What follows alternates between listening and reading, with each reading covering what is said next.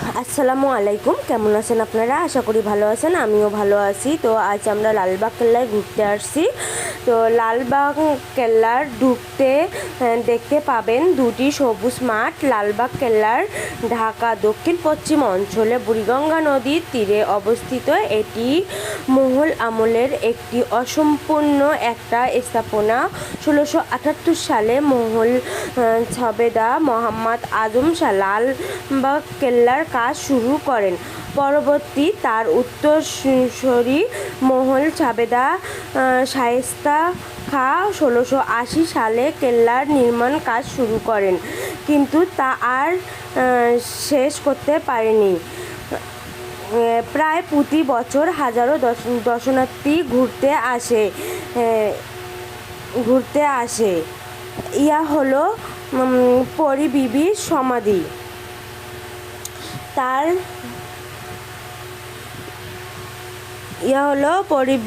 পরী বিবির সমাধি। তার পাশে একটি মসজিদ। আমাদের উচিত লালবাগ কেল্লা ঘুরতে আসা, কারণ বইয়েতে লালবাগ কেল্লার সম্পর্কে পড়েছি, কিন্তু লালবাগ কেল্লা আসলে সৌন্দর্য বইয়ের পাতায় পাবেন না। তার জন্য আপনাদের লালবাগ কেল্লায় আসা উচিত। আসল সৌন্দর্য উপভোগ করতে হলে অবশ্যই আসতে হবে লালবাগ কেল্লায়। তো এত সুন্দর পরিবেশ যে বলার বাহিরে। আমরা এখানে মানে আসছি পরী বিবির সমাধি দেখার জন্য। তো আমরা এখন এখানে পরী বিবির সমাধি দেখতে যাব। পাঁপড় ভাজা খাচ্ছি আর দেখতে যাব, তার সাথে ব্যাপারটাই অন্যরকম। তো আসেন। তো এটা আমার হাজবেন্ড সামনে যাচ্ছে, আমি পিছন পিছন যাচ্ছি। আসলে এইরকম পরিবেশ দেখি মুগ্ধ হয়ে গেছি। আমি কি বলবো, আমি মানে বুঝতেই পারতেছি না। তো প্রথমবার দেখলাম, অনেক সুন্দর, অনেক সুন্দর। তো আবার আসার চেষ্টা করব। অল্প সময় আসছি, বেশি সময় নাই। তো অল্প সময়ের মধ্যে যতটুকু দেখতে পারবো। তো এই তো আমরা এখন আসছি পরী বিবির সমাধি, এই যেটা।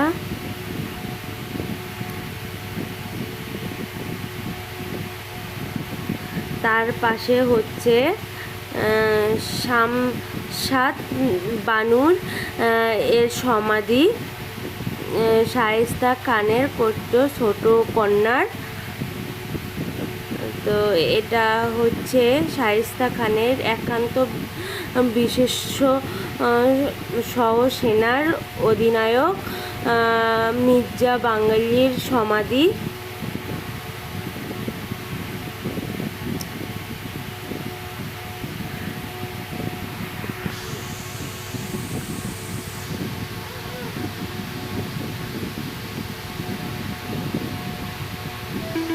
তো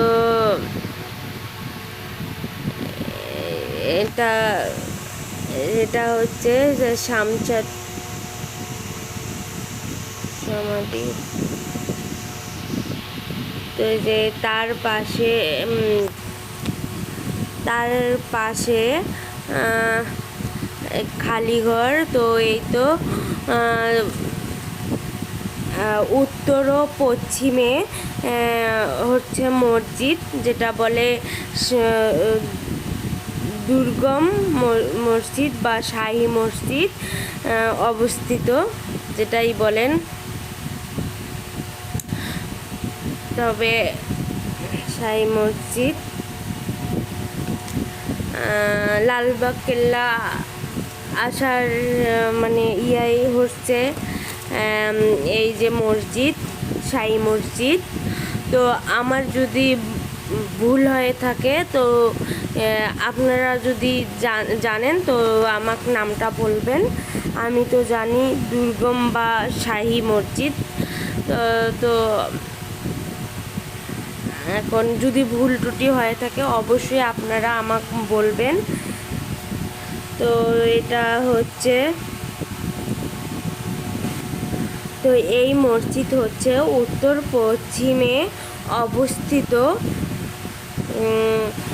সম্রাট আওরঙ্গজেবের তৃতীয় পুত্র শাহজাদা আজম বাংলার 1678 সাল থেকে 79 খ্রিস্টাব্দে গম্য বিশিষ্ট মসজিদ, দেশের আদর্শ মসজিদ। তো আদমজা দিল্লি চলে যাওয়ার আগে তৈরি করে গিয়েছেন। তো আমার যদি কথার ভুল ভুটি হয়ে থাকে অবশ্যই ক্ষমা করে দিবেন, আর যদি ভুল হয় তো অবশ্যই। আর দেখেন আমার বাচ্চা কত সুন্দর এখানে খেলতেছে, সবুজ ঘাস, এরকম একটা মাঠ পাওয়া সত্যি অনেক অনেক ব্যাপার। তো আমার মেয়ে মাঠে সুন্দরভাবে বসে খেলা করছে। তো দেখেন কত সুন্দরভাবে পড়ছে, সে বলছে খুবই সুন্দর। যাই হোক, এখানে বড় ছোট সবারই মানে ভালো লাগবে, সেই রকম মনোরম পরিবেশ। যাই হোক, এখন আপনাদের ভাইয়া পাঁপড় আলাক দেখে পাঁপড় কিনতে গেছে, ওই মসজিদের পাশেই পাঁপড়ওয়ালা আসছে। তো পাঁপড় দেখলে সে আর ঠিক রাখতে পারে না,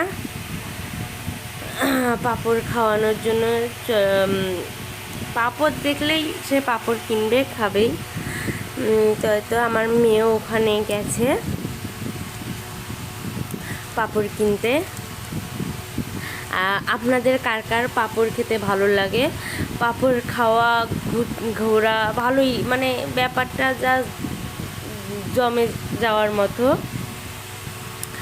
আর সব থেকেই পাঁপড় খাচ্ছি আর এইরকম মনোরম পরিবেশ দেখতেছি, যে কি বলবো আপনাদের। তো এই তো আমার মেয়েও খাচ্ছে, আমরাও খাচ্ছি।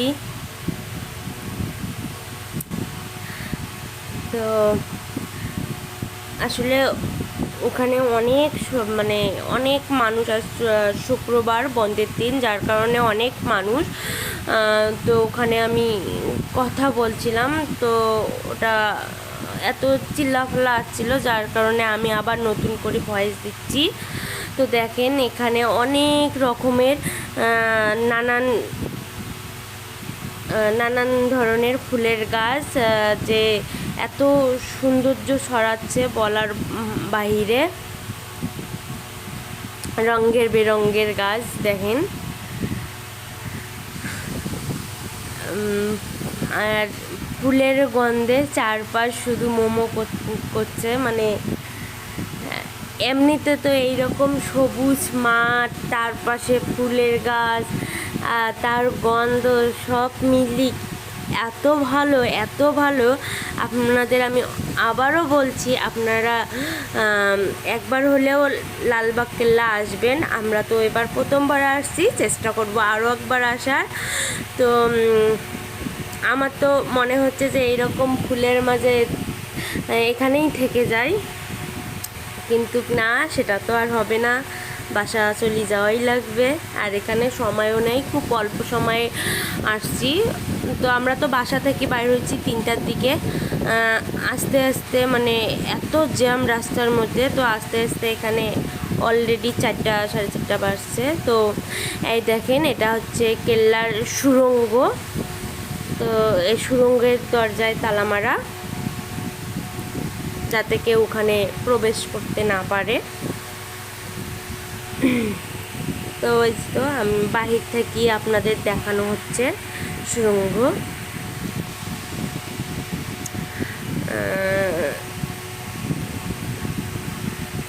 তো আমরা আবার হাঁটতাছি, দেখেন কত সুন্দর নানান রকমের ফুলের গাছ, পাতাবাহার, মানে আমার এত ভালো লাগতেছে কি বলবো। আমি আমার হাজব্যান্ডকে বলছি, তুমি আগে কেন নিয়ে আসো নাই এইরকম জায়গায়। তো আসলে আমরা আরও অনেক কয়বার আসছিলাম, কিন্তু মানে কপাল খারাপ থাকলে যা হয়, বারবারে আসি সময় এর কারণে বন্ধ হয়ে যায়, পরে ফেরত যাওয়া লাগছে। তো ফাইনালি আজকে আমরা দেখতে পারলাম। তো এই সুড়ঙ্গের হচ্ছে 6টি সুড়ঙ্গের দরজা। তো এই আর একটা দরজা। তো এই যে কেন্দ্রীয় জলাধারের তলদেশ 6টি স্তনের উপর নির্মিত।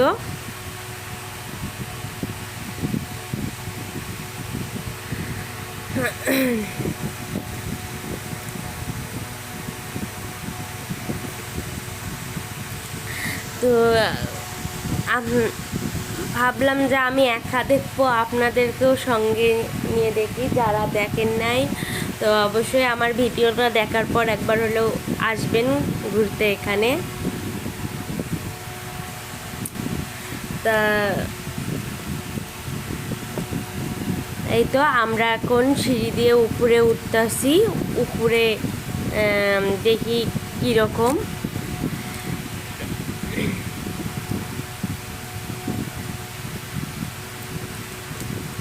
তা আমি আমার মেয়ে উঠতেছি, আর আপনাদের ভাইয়াও পিছন পিছন উঠতেছে।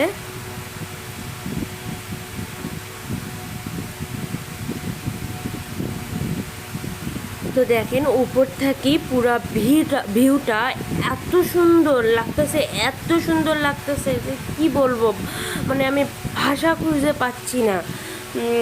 পুরা লুকটা দেখেন একবার,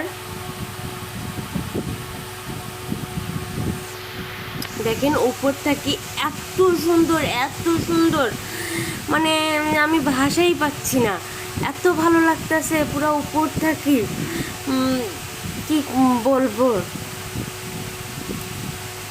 তো দেখেন এই তো উপরেও একটা মাঠের মতো ঘাস, আর উপরে সব থেকেই ভালো লাগে পুরো ভিউটা উপর থেকেই দেখানো যায় বা দেখতে ভালো লাগে। মানে আমি এত বেশি মানে হয়েছে যে আমার কথার শুধু ভুল হয়ে যাচ্ছে। আমি যে পরে ভয়েস দিচ্ছি তারপরও মানে শুধু দেখলেই খালি দেখতেই মন চাচ্ছে ভিডিওটা। তো এত সুন্দর মনোরম পরিবেশ দেখেন উপর থাকি, কি বলবো আপনাদের।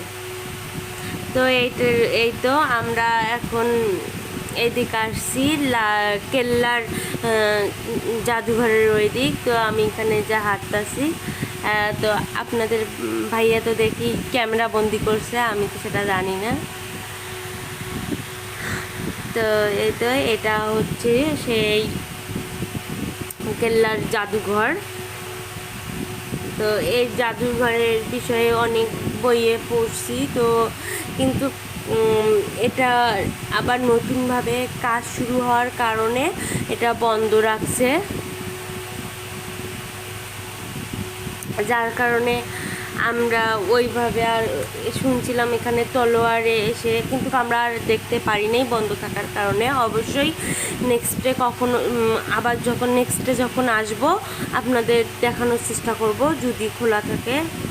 তো যাই হোক, যেটাই দেখছি, যতটুকুই দেখছি খুবই ভালো লাগছে।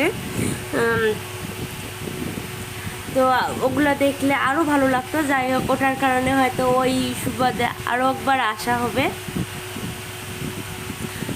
তো যখন আসবো আপনাদেরও দেখাবো। এখন তো দেখেন কত সুন্দর, কত মানুষ, শুধু মানুষই মানুষ।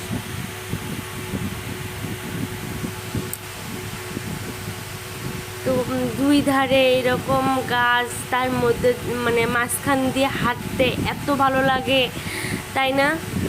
তো এখানে পানি জমছে, পানিটা অনেক ময়লা হয়ে গেছে, মানে শ্যাওলা শ্যাওলা জমছে। তো আমার তো মেয়ের খালি ইচ্ছা করতেছে বারবারে ওই ঘাসের মধ্যে বসে থাকতে, কিন্তু সময় নেই। ওখানে তাড়া দিচ্ছে, 6টার মধ্যেই বন্ধ হয়ে যায়। তো এই কারণে। তো দেখেন এটা হচ্ছে পুকুর, কত গভীর কিন্তু পানি নাই। মজার ব্যাপার না? এত বড় পুকুর অথচ পানি নাই, কিন্তু কী কারণে নাই সেটা আমি জানি না। কেউ যদি জেনে থাকেন অবশ্যই আমার কমেন্টে জানাবেন। তো আমি যতটুকু জানছি আপনাদের বলার চেষ্টা করছি, কিন্তু ওর মধ্যেও যদি আমার কথার ভুল হয়ে থাকে অবশ্যই সেটা আমার কমেন্টে জানাবেন, আমি ভুলটা সংশোধন করব। তো এই তো পুকুরে আমার মেয়ে তো ওখানে নামতে চাচ্ছে, ওখানে অনেক মানুষের নামা দেখি। তো আমি বলছি না, তো ও ওখানে ইয়েভাবে উপরে উঠছে, ও ওইভাবে নাকি নামবে, তার বাবা বলতেছে। তো ওর বাবা বলতেছে যে না, নামা যাবে না, মেয়ে কথাই শুনবে না, মেয়ে নামবে। তো লাস্টে যে মেয়ে নিয়ে নামতে ধরছে, তো মেয়ে পড়তে পড়তে বাঁচি গেছে। তো যার কারণে আর আমি বলছি যে না, আর নামা লাগবে না, উঠে আসো। মেয়ে তো আসবেই না বলতেছে, জোর করে নিয়ে আসা হচ্ছে, সে নামবেই। দেখেন আমার মেয়েও বলতেছে অনেক সুন্দর, এখান থেকে যাব না, কিন্তু কি করব, সময় তো নাই, এখন তো চলে যাওয়াই লাগবে। তো দেখেন দুই ধারে পাতাবাহারের গাছ, অনেক সুন্দর লাগতেছে। তো যাই হোক, আমার চ্যানেলটা যদি আপনাদের ভালো লেগে থাকে অবশ্যই like, comment, share and subscribe করবেন, বেশি বেশি কমেন্ট করবেন, সাবস্ক্রাইব করবেন।